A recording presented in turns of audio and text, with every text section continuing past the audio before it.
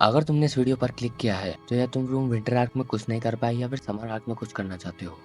मैं ये नहीं जानता कि तुम इस वीडियो को कब देख रहे हो, पर जब मैं इस वीडियो को डाल रहा हूँ तो 2025 के 3 महीने हो चुके हैं और मुझे पूरा यकीन है कि तुमने जो न्यू ईयर के रेजोल्यूशन बनाए थे वो कहीं कोने में पड़े होंगे।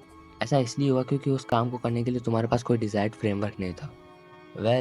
अगर तुमको ये लगता है कि तुम्हारे पास बहुत टाइम है तो मैं तुमको बता दूं कि वो कोविड-19 वायरस, हाँ वही जिसकी वजह से ना जाने कितने लोगों की जान गई थी, उसको गए पूरे 6 साल हो गए हैं भाई।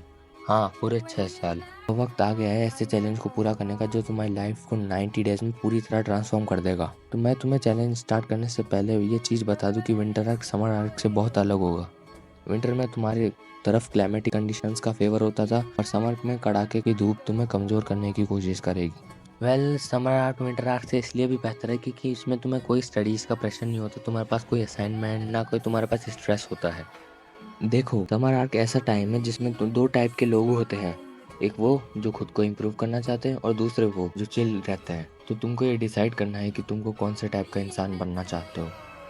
तो अब तुम ये बोलोगे कि भाई मैं समर आर्क स्टार्ट तो कर लूँ पर मुझे पता ही नहीं कि मुझे पूरे दिन में करना क्या है। तो सुनो, तुम्हें अपने आप पर काम करना है, तुमको न्यू स्किल्स सीखनी है, तुम्हें अपनी मेंटालिटी और फिजिकली स्ट्रांग बनना है। देखो, किसी भी काम को पूरा करने के लिए तुम्हें गायब होना होगा जिससे तुम उस काम पे पूरा फोकस कर पाओ। तुम्हें आइसोलेशन में जाना होगा, नेगेटिव लोगों से दूर रहना होगा, अपने दोस्तों से थोड़े दिनों के लिए दूर हो जाओ। मैं ये नहीं कह रहा तुम अपने दोस्तों से दूर हो जाओ, पर तुम्हें थोड़े दिन के लिए तुम्हें अपने दोस्तों से दूरी बनानी होगी। और मैं तुम्हें एक बात बताऊं, अगर तुम डिसअपियर नहीं होंगे तो जो लोग तुमसे ज़्यादा पावरफुल है वो तुम्हें दबाने की कोशिश करेंगे। देखो, 2 फ़ायदे बताता हूँ। पहला, तुम सोच समझ के डिसीजन ले सकते हो, इसकी वजह से तुम्हारे डिसीजन 90% से ज़्यादा एक्यूरेट और करेक्ट होंगे। दूसरा, अकेले रहने से तुम अपने आप में ही खोए रहते हो, जिससे तुम्हारे मन में अलग अलग थॉट्स आते हैं, जिससे तुम्हारे दिमाग में नए नए आइडियाज़ आए। तुम्हें अपना पर्पस जानना होगा जिसपे तुम अगले 90 डेज तक काम करना चाहते हो। अगर तुम्हें पर्पस ही नहीं पता होगा तो तुम किस पर काम करोगे। तुम्हें पहले अपना पर्पस जानना होगा। देखो, मैं तुम्हें मेरा पर्पस बताता हूँ। मैं इस समर आर्क में फ्रीडम पाना चाहता हूँ, मैं फाइनेंशियली फ्री होना चाहता हूँ, अपनी बॉडी को स्ट्रांग बनाना चाहता हूँ। देखो, 90 डेज गोल एक माउंटेन की तरह है जिसको तुम्हें चढ़ना है। मतलब अभी तुम डे 1 पे हो, तुम्हें 90 डेज तक सफर तय करना होगा। मेरे केस में मेरा गोल होगा कि मैं इस चैनल पे 1 लाख प्लस सब्सक्राइबर गेन करूँ। इसके लिए मुझे कम से कम इस चैनल पे 12 वीडियोस तो डालनी ही होंगी। और तुम्हें भी इसी तरह अपना गोल सेट करना है। तुम इन गोल्स की डेडलाइन सेट करनी होगी।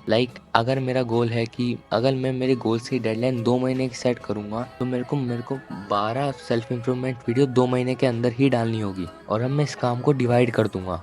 तो ये तुम्हारा पूरा रोड मैप बन गया जिसको तुम्हें कंसिस्टेंटली फॉलो करना है अगले 90 डेज तक। ये सब चीज़ों का कोई फ़ायदा नहीं है अगर तुम्हारे पास एक डेली रूटीन ही नहीं है।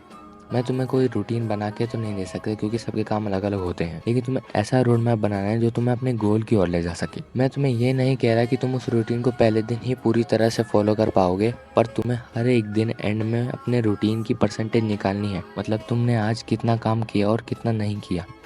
तुम्हें हर एक दिन उस परसेंटेज को कम करना है जो काम तुमने नहीं कर पाए। ऐसा करते करते तुम 90 डेज तक कंसिस्टेंट और डिसिप्लिन्ड हो जाओगे।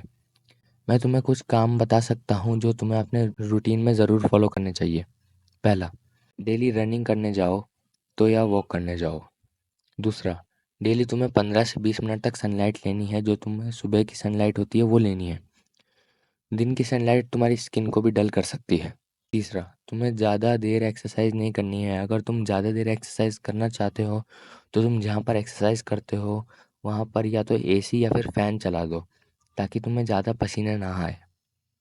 So this is my first video. अगर तुम्हें भी ऐसी वीडियोस बनाना सीखना है तो कमेंट में ट्यूटोरियल टाइप कर देना और मुझे मेरी मिस्टेक्स के बारे में बताना ताकि मैं इस वीडियो से भी अच्छी वीडियो अगली बार ला सकूं। थैंक्स।